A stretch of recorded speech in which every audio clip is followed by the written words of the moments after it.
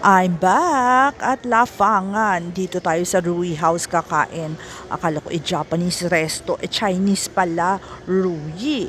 Ayan ang kanyang mga pagkain. Kita nyo naman, budget friendly at mukhang masarap ang itsura. At alam nyo naman ang lola nyo, nagtitipid. Kaya suwak na suwak sa budget. Nandito nga po pala tayo sa Grand Central. At ang interior naman, kita nyo naman hindi rin papatalo. At ayan, ang style po nila ay parang fast food style. Nakalagay po yung mga pagkain dyan at kukuha na lang po kayo. Very attractive po at parang gusto kong kunin lahat. Pasensya na't minamalat ng lola nyo.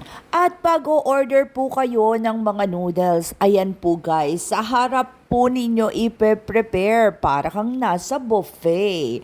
At ayan guys, sa harap din po nila nilalagay ang mga ino-order naming toppings.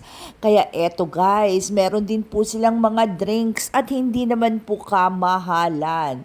Self-service nga po pala dito at talagang walang amu-amuhan. What? At pagkatapos umorder, nagbayad na ang lola nyo at lalafang na.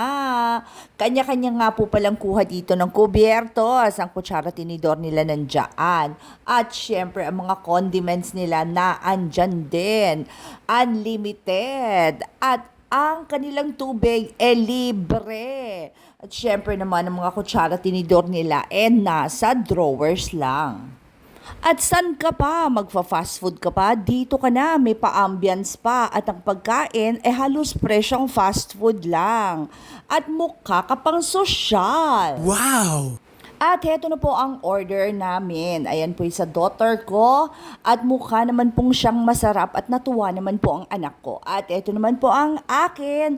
At ayan, mukhang masarap din. At eto pang isa. Chicken mushroom po yan. Kaya eto guys, nagpagupit lang po ang lola nyo dito sa Grand Central at bago na ang hairstyle.